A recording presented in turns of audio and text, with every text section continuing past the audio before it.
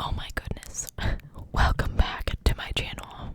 It has been like one crazy week here in geeky land. What am I saying? So my bad day that I had spiraled into a bad week, and I'm so glad that it's mostly over. I meant to post this yesterday, but I have had Sean at the doctor twice this week, and he was home from work, and I just can't film when he is at home. So I'm so sorry because I wanted this up last night, and here we are, Thursday. I haven't posted anything since last Saturday, and you guys probably all think that I have croaked on the side of the road somewhere. But I specifically looked for a missing persons case for tonight. It is one that you may have heard of, but it's another one where the person just like went poof. So I hope you enjoy, and I would love to hear your theories. I don't really know if I have any. I mean, there's kind of the obvious, but we'll talk about that at the end. Other than that, I don't know. I don't really know what I think about this one. Crazy fluffer face will not settle down, so we'll see how this goes. But I really wanted to get this filmed, so I'm just gonna shut up about that and start talking about Kelly. This is the case of Kelly Bergh Dove. The Bergh family had a very busy household in Harrisonburg, Virginia. Fred and Rachel raised 3 daughters, a son, and a foster child there together. So there was never a dull moment. Their youngest daughter, Elaine, said that she was closest with the sister that she shared a room with. I feel like that could go either way, but that sister was Kelly. Kelly was 2 years older than Elaine and made her feel fearless. She said that Kelly never backed down from a challenge, and she would try out things such as roller coasters, and that she made Elaine ride her first one. She gave her the confidence that she needed to take on the ride, which I did with my nephew. I don't have kids, so let's do this. I was like, come on, Lane, get in the coaster. In 1977, when Kelly was only 15, she got pregnant. She and the baby's father, Dale Dove, got married, and they moved into a house together. Their house was only about 20 minutes from the house where Kelly's family lived, so she still stayed in close contact with them. And Elaine would go over there and spend the weekend almost every weekend. Kelly and Dale's daughter, Tammy, was born in December of 1977. Kelly's mom, Rachel, said that a couple years after Tammy was born, Kelly decided that she wanted to enroll in classes at the local community college so that one day she could make a better life for her daughter. And good on her. Even, good on you for wanting to make your own life better. Rachel, Kelly's mom, like I said that she gave Kelly some money to help pay for school, but Kelly was saving on her own as well. She had a job at the Imperial gas station in Harrisonburg. At the time of her disappearance, Kelly Bergh Dove was a loving mother to her 4-year-old daughter Tammy, and she was a good friend to all that knew her. She was 20 years old, happily married, in a relationship with her husband for 5 years, family-oriented, and she never missed a day to call her mom and sisters to talk about their day. I wish I could say that.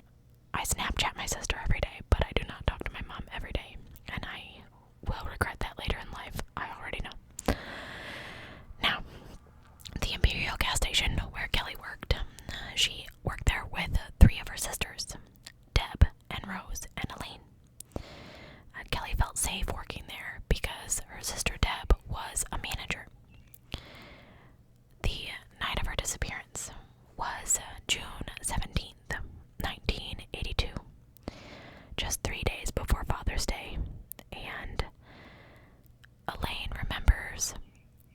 she had been fighting with one of her siblings, and she went to Kelly for comfort. And they hugged, and Kelly made her laugh, and they parted ways and said, "I love you, I'll see you this weekend."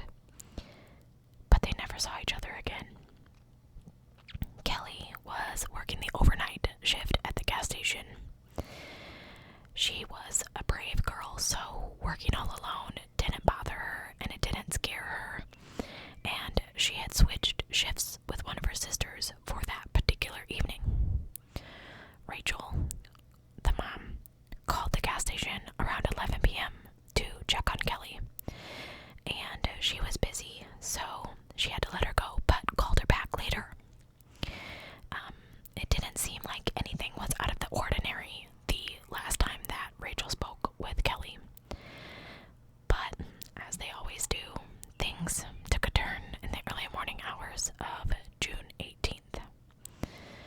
According to family members, at 2:27 a.m., Kelly called the Harrisonburg Police Department to report a man hanging around the gas station.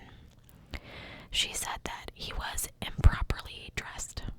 Now, it's pretty unclear what she meant by this, but her mom speculates that this guy was like flashing Kelly, but Kelly just didn't want to say it on the phone. To me, I'm like, okay, what other ways could you be dressed inappropriately? Like, maybe he didn't have a shirt on, gas stations want you to have a shirt on, but I don't think that's cause enough to call the police. 2 minutes later, she called the police again. And this time, she asked them if they would come by and check on her. The man was calling the gas station from outside, and he was saying some pretty nasty things to her. She said that he was parked on the gas station property, and he was driving a silver Ford. The police did not come. At 2:31 a.m., she placed a third and final call to the police, and she reported that this man was lurking around the gas station, making her very uncomfortable, and she pleaded for them to help her. Captain Dan Clater of the Harrisonburg Police Department confirmed that Kelly called the police multiple times that night. Specific times of the calls were not provided, but he does confirm that she was worried about a strange man. Police arrived at the scene roughly 2 minutes after the third call, which I feel like is super fast because anytime I've ever had an emergency, they do not show up within 2 minutes. But when the police arrived, Kelly was nowhere to be found. Her purse and the magazine that she had been reading to pass the time were left undisturbed on the counter. A cigarette had been halfway burned out in the ashtray. There were no indications that the convenience store had been robbed. No sign of a struggle, and no clues as to Kelly's whereabouts. It was as if she just walked out. Investigators estimated that it would have taken as little as 15 seconds to abduct Kelly, to force her into a car and drive away. 15 seconds. Her family thinks that whoever took her must have been armed, because she was the sort of person who would have fought back if she could have. Unfortunately for Kelly, this crime scene was handled very poorly. They never secured the area by closing this door. They never took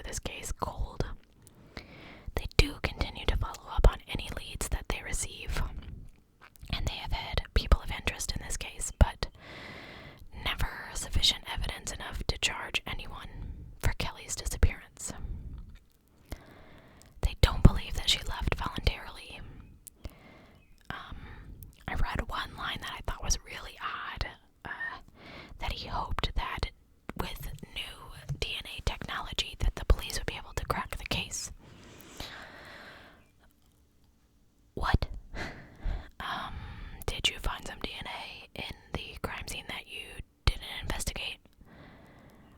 Are you hoping that maybe you'll find her body and be able to identify her after 30, almost 40 years? It was a strange line in a comment, but Kelly's three sisters said that obscene phone calls and gestures were common when they worked alone at night, and it has happened on several occasions. However, after Kelly's disappearance, the phone calls momentarily stopped until they received one 6 weeks later. Now, it's not known if the harassers stopped calling after hearing the news of the disappearance, or if one individual was responsible for making such phone calls the entire time.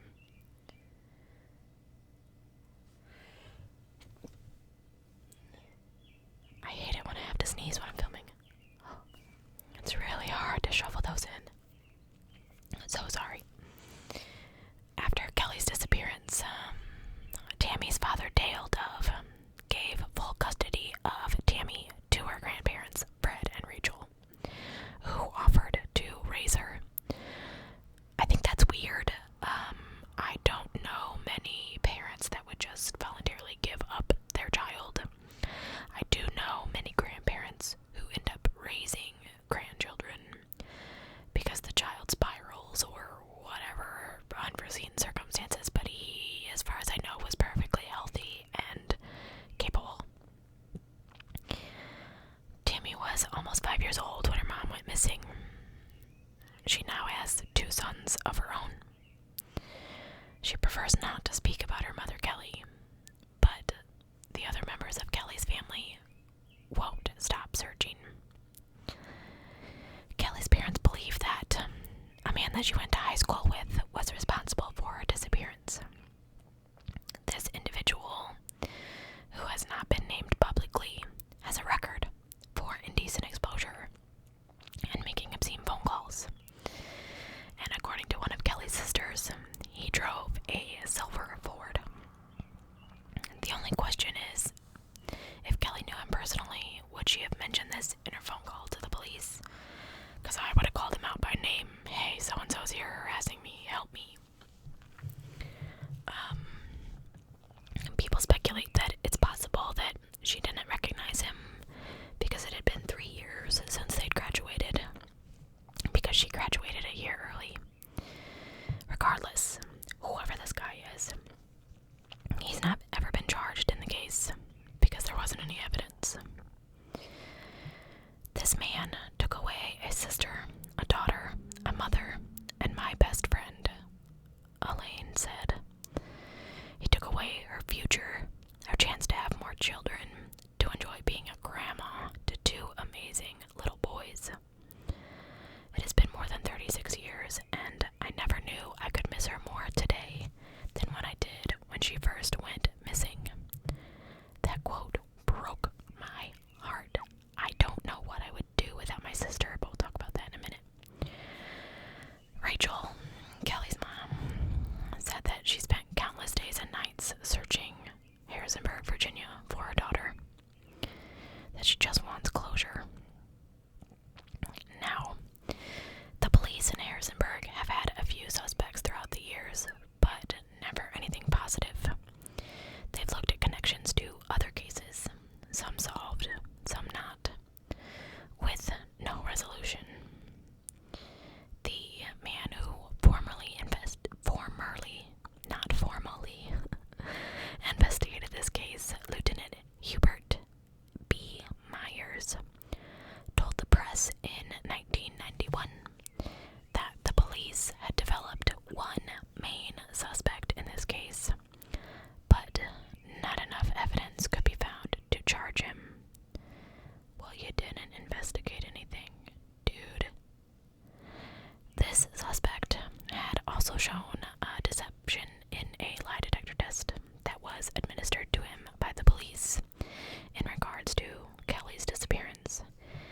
We know how I feel about lie detector tests, but Lieutenant Myers told the press at the time that despite an amassed 400-page file on this case,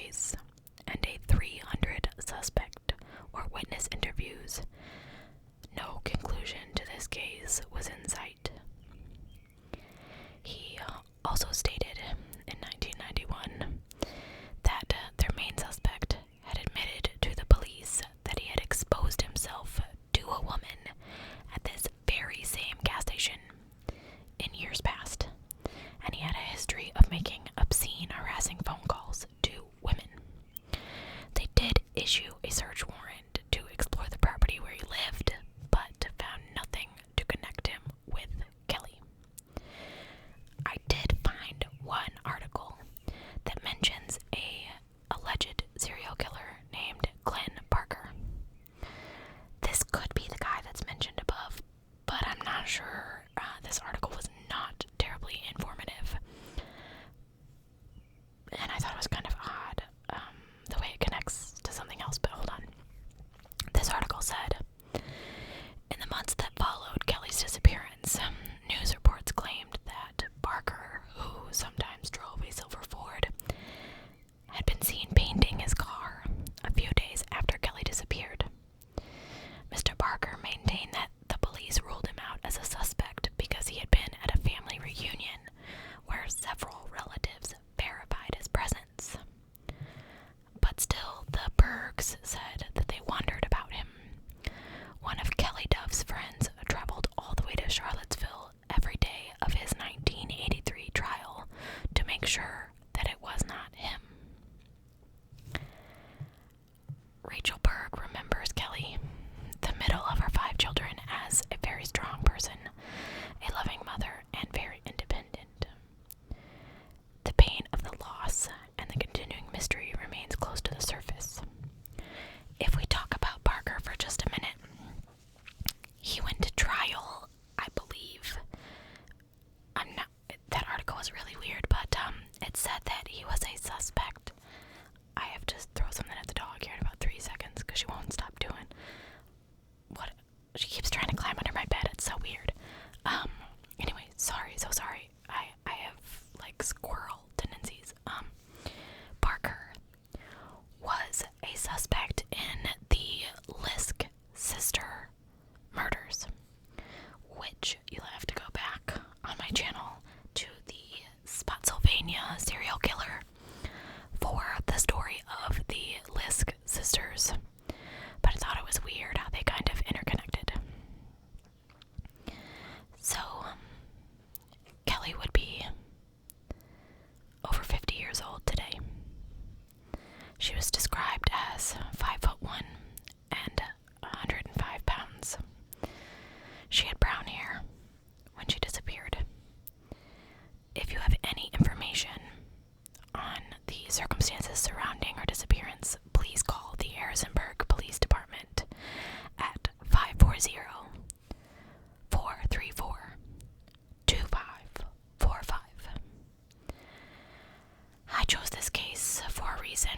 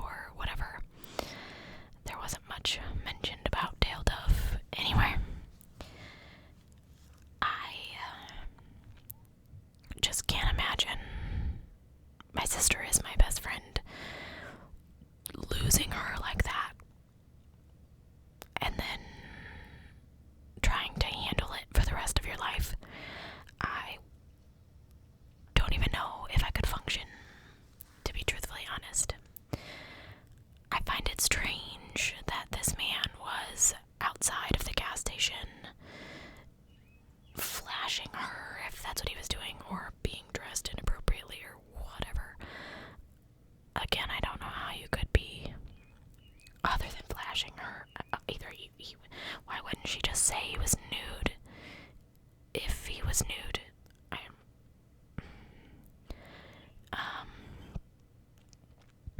that he would call her, like, for her to call the police, she had to come out from behind the desk. Is it a desk in a gas station? Counter, that's the word I'm looking for. Out from behind the counter and across the gas station to use the phone. Why, if he was outside calling her and saying all these nasty things, why didn't she lock the door? Because I would have locked the door, and waited for the police to arrive. Maybe it was this guy that she knew, and she didn't think that she had to be afraid of him. She was just alarmed. I don't know. Not because her mom said she sounded scared, and I feel like moms are pretty good judges of their children's, emotional states. The first phone call and the second phone call were like 20 minutes apart. So, why didn't the police come? I mean, the second and third phone call were only like 2 minutes apart. Because she called and she was like, hey, can you send an officer? And then, or help me, she pleaded with them to help her. The fact that they made it there in 2 minutes is, again, like I said, absolutely incredible. But, her cigarette was half burned in the ashtray. Whoever assaulted her did it quickly and efficiently. Assaulted, kidnapped, because no sign of struggle. They had to have been armed. Seems to me like she was a lot like me and she would have fought back, unless she thought that he was going to kill her. So he had to have something to do that with.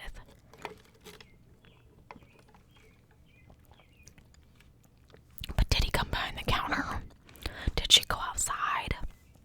Why was there no CCTV footage in 1977? I mean, come on, man.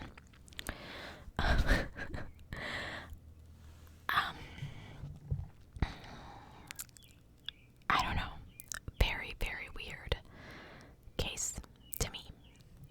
I did find a couple other interesting cases last night because I couldn't film, so I did research instead. I hope you enjoyed this case, and I'm curious to hear what your theories are. I think that this man took her, but I don't know. Again, just like every single case, where did she go? I know I feel like I say this 1,000 million times, but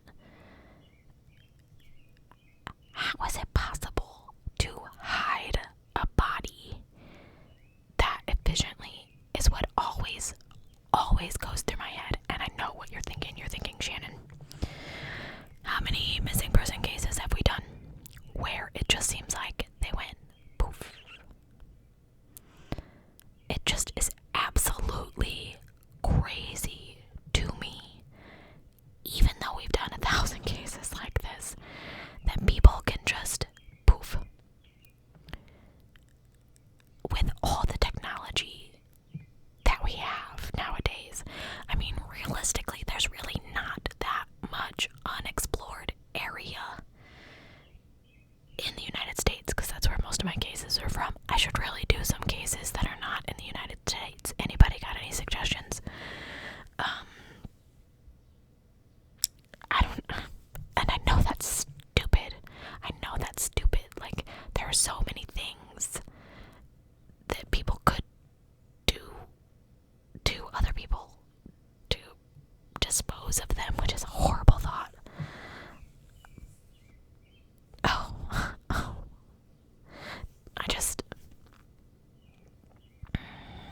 I don't understand, and I think that's why I do this channel. I'm trying to understand what kind of person hurts another person. I don't get it. I go out of my way every single day to treat people with kindness.